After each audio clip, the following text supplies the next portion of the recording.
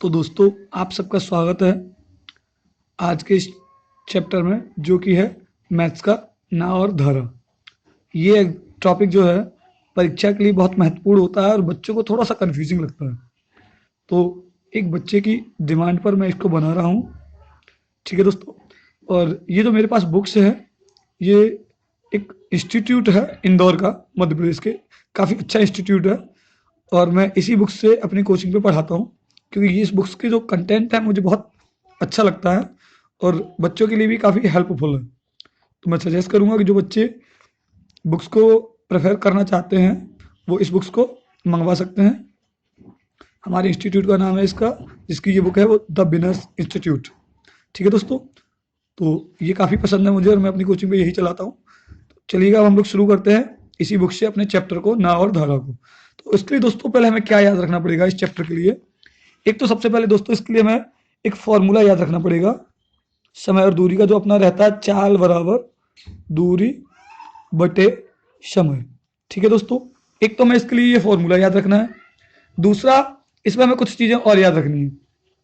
एक तो ये कि इसमें एक नाव या कोई तैरने वाली वस्तु या इंसान होगा, और दूसरा होगा धारा या नदी की चाल। तो नदी की चाल कहें या धारा की चाल, एक ही चीज है, क्योंकि नदी में धारा ही तो बहती है। ठीक है दोस्तों, तो अगर दोनों अनुप्रवाह चलेंगे, अनुप्रवाह का मतलब होता है एक ही दिशा में। क्या होता है दोस्तों? एक ही दिशा में। तो अगर नाव और धारा दोनों एक ही दिशा में जा रहे हैं तो उनकी चालों को हम जोड़ देंगे।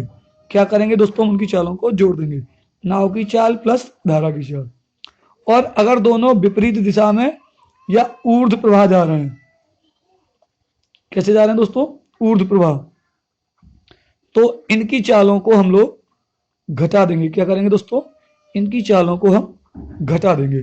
ठीक है दोस्तों, और इसमें और फॉर्मूला हम वही लगाएंगे, चाल बराबर दूरी बटे समय का। तो ये तीन बेसिक सी चीजें हैं इस चैप्टर के लिए दोस्तों, जो हमें याद रखनी है। तो चलिए हम शुरू करते हैं, सवालों को देखते हैं इनसे हम कैसे लगा पाएंगे। ठीक है दोस्तों, तो जैसे इसमें हमें पहला सवाल दिया है दोस्तों,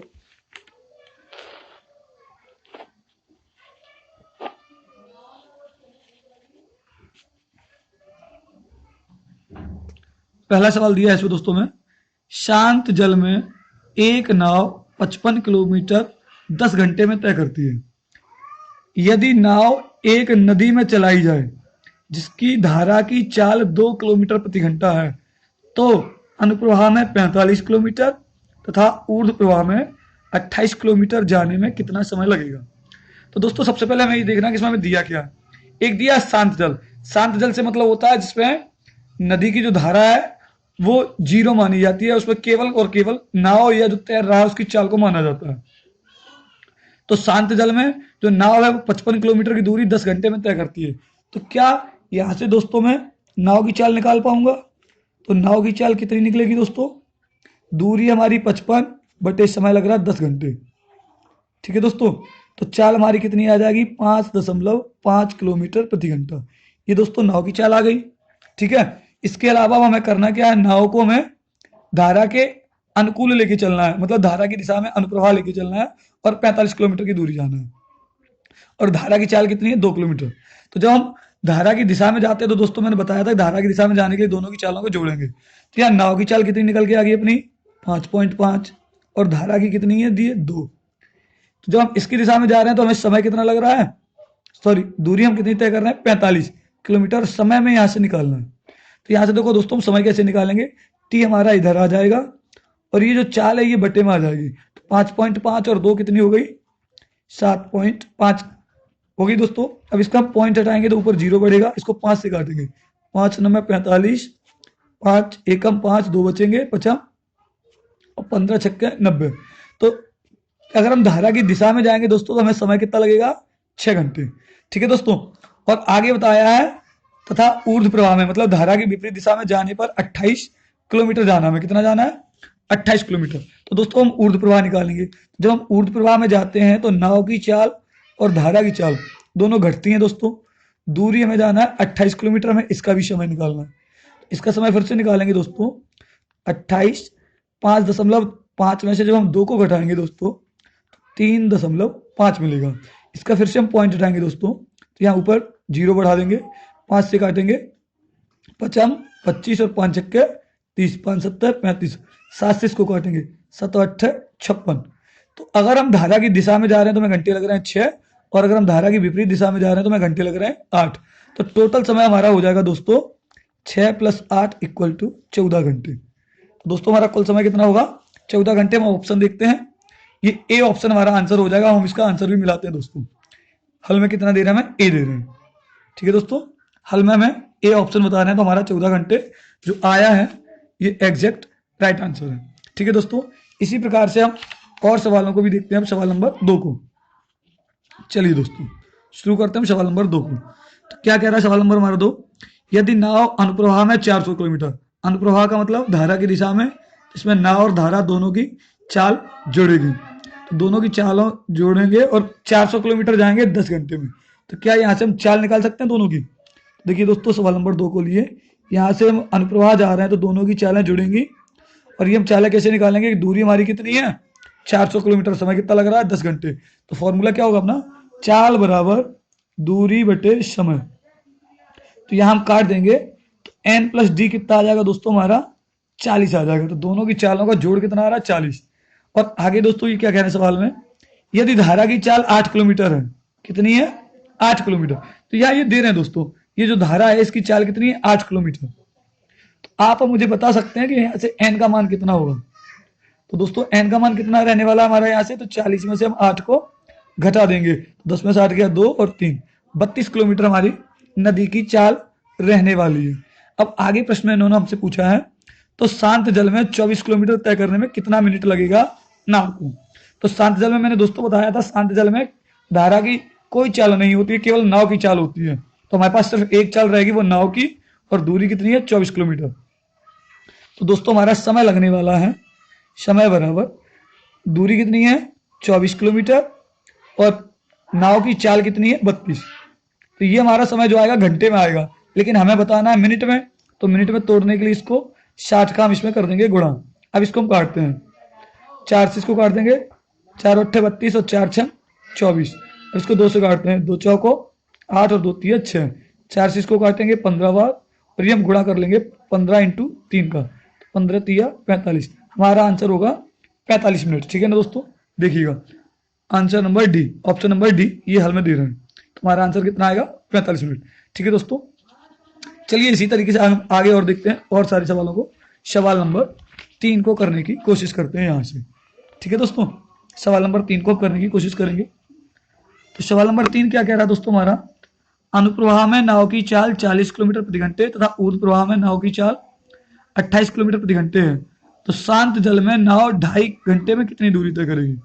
तो दोस्तों अगर हम अनुप्रवाह में जाएंगे, नाव की चाल 40 किलोमीटर प्रति घंटे आ रही है, तो 40 किलोमीटर प्रति घंटे का मतलब हो गया इसमें केवल नाव की चाल नहीं है, इसमें जो चाल और जुड़ी हुई है वो किसकी चाल जुड़ी हुई? धारा की। तो हम सवाल नंबर 3 को कैसे करेंगे समझो। धारा की दिशा में अनुप्रवाह जा रहा है, तो दोनों की चालों का योग कितना दे रहे हैं? वो यहाँ पे हमें 40 किलोमीटर। कितना दे रहे हैं? 40 किलोमीटर।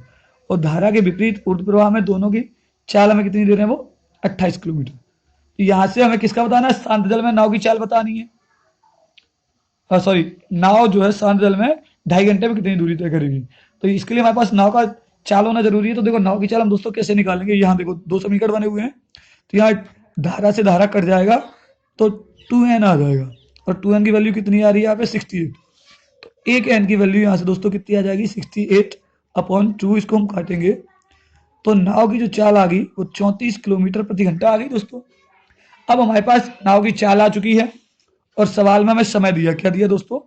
समय दिया 2.5 घंटे।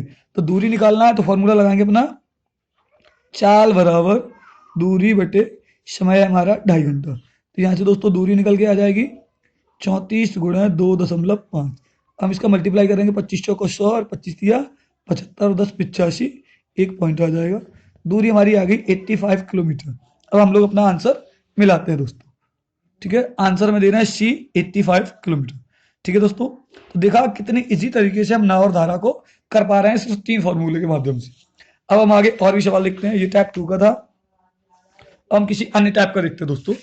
तो चलिएगा दोस्तों हम देखते हैं किसी और अन्य टाइप के सवाल को।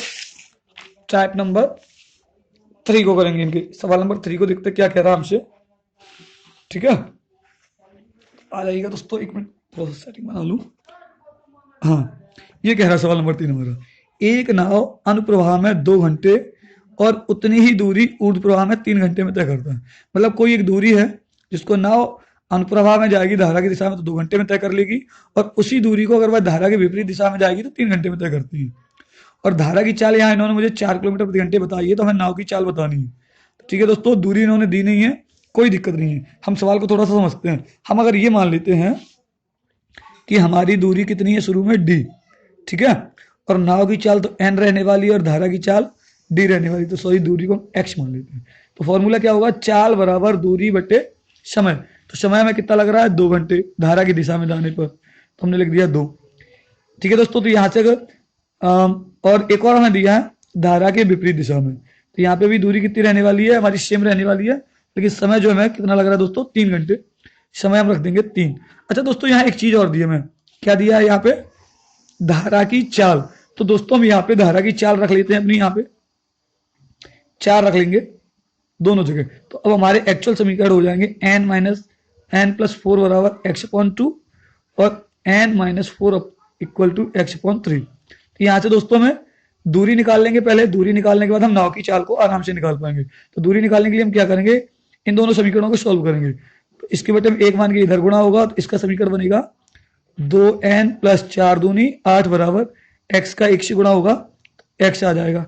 और इसका समीकरण क्या बनेगा दोस्तों, 3 का n से गुणा 3n माइनस 3 को 12 बराबर x बन गया समीकरण दोस्तों। अब देखिएगा, जब एक साइड इन दोनों की बराबर है, x और x है, तो इनकी दूसरी साइड भी आपस में क्या होगी, बराबर। जब दोनों साइडें बराबर हैं तो इनको हम दोस्तों बराबर में लिख लेंगे। अब हमें 2n को इधर लाना है दोस्तों, तो 3n minus 2n equal to, ये 8 बच जाता है इधर दोस्तों, ये माइनस का 12 उधर जाके प्लस का 12 हो जाएगा 75 में, यहाँ 3 में से 2 जाएगा तो एक n बचेगा दोस्तों, और ये हो जाएगा हमारा 20।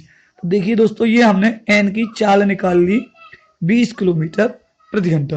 अब हमें निकालनी क्या है, सॉरी हाँ, n की चाल निकालनी है दोस्तों हमने 20 किलोमीटर प्रति घंटा, और यही हमें बताना था कि नाव की चाल क्या है, क्योंकि दूरी तो निकालनी नहीं है हमें। तो यहाँ पूछा था नाव की चाल कितनी है, तो हमारा आंसर आया 20, और दोस्तों ऑप्शन है ए।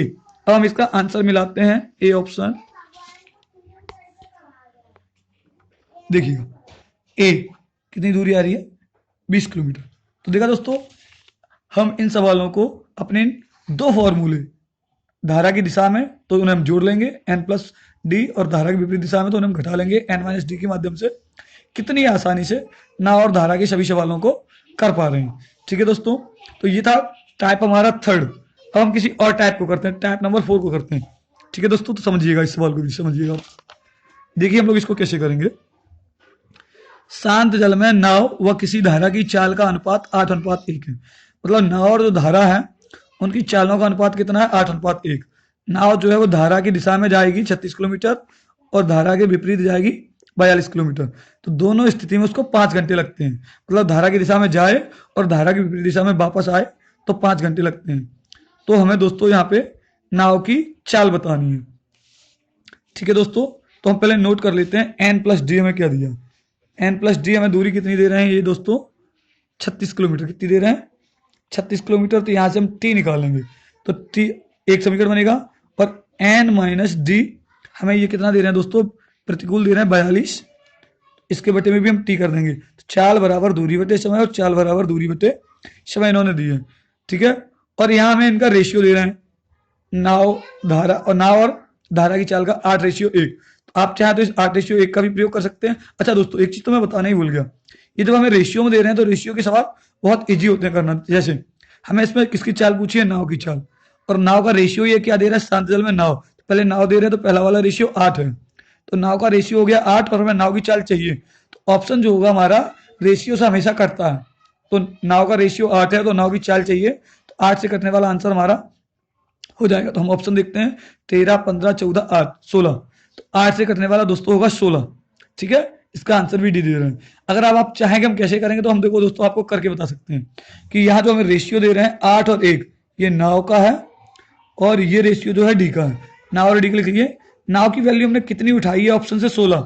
तो 8 में हमें कितने का मल्टीप्लाई करना पड़ा, 2 का। तो यहाँ में 1 में भी 2 का मल्टीप्लाई करना पड़ेगा, तो ये हमारी धारा की भी चाल आ जाएगी 2 किलोमीटर।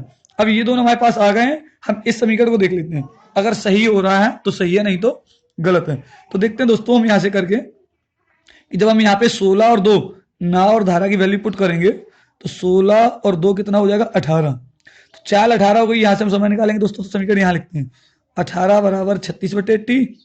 तो यहाँ से t निकालेंगे दोस्तों 36/18, मतलब 2 घंटे का समय निकलेगा। अब दोस्तों हम इस समीकरण में वैल्यू पुट करेंगे, तो इस समीकरण के लिए हमारा क्या रहने वाला है, n हमारा 16 और d हमारा 2 है, तो हम 16 - 2 बराबर 42/t करेंगे। तो यहाँ से दोस्तों क्या निकलेगा, 16 में से 2 जाएंगे हमारा 14 बराबर 42/t। तो यहाँ से t निकालेंगे दोस्तों, तो 42/14 आएगा, तो 14 तिया 42। तो विपरीत दिशा में समय लग रहा है दोस्तों में 3 घंटा, और धारा की दिशा में हमें समय कितना लगा था दोस्तों 2 घंटा। तो कुल समय हमारा कितना हो गया, कुल समय हमारा हो गया 3 + 2 5 घंटे। मतलब धारा की दिशा में जाने और धारा की विपरीत दिशा में आने में हमें कुल समय 5 घंटे लग रहे हैं। हम देखेंगे यही सवाल में दिया है क्या हमें, तो नाव धारा के अनुकूल 36 किलोमीटर और धारा के विपरीत 42 किलोमीटर जाने में 5 घंटे लेती। तो दोस्तों 5 घंटे का ही समय दे रहे थे, तो हमारा भी समय आ गया। इसके मतलब हमने जिस ऑप्शन को लिया है ना 16 को, वो एकदम करेक्ट आंसर है। तो ये तो मैंने चेक आपको इसलिए करा दिया कि जब एक से ज्यादा ऑप्शन कट रहे होते 8 से, तो हम इस तरीके से ऑप्शन को रख के बीच में इजी तरीके से कर पाते हैं। लेकिन चूंकि हमारा एक ही ऑप्शन कट रहा था 8 से 16, तो वो हमारा राइट आंसर था, इसको फिर हमें आगे नहीं करना था। ठीक है दोस्तों, तो इस तरीके से हम अनुपात समानुपात का जो चैप्टर है, अगर उसको मैंने अच्छे से पढ़ा होगा अनुपात को, तो अनुपात का फॉर्मूला लगा के भी सवालों को कर पाएंगे, जैसे हम इसमें कर पाए हैं। तो अगर दोस्तों आप लोगों को ये वीडियो पसंद आ रहा है और अच्छा लग रहा है, तो प्लीज़ मेरे चैनल को सब्सक्राइब करें, वीडियो को लाइक करें और मुझे प्रोत्साहित करें। और अगर आपको अनुपात समानुपात चैप्टर को भी पढ़ना है और सवालों को सीखना है कि किस तरीके से हम सिर्फ अनुपात समानुपात देख के ही आंसर निकाल पाएंगे, तो आप प्लीज़ मुझे कमेंट करना, तो मैं आप लोगों के लिए अनुपात और समानुपात का वीडियो जरूर बनाऊंगा। धन्यवाद दोस्तों।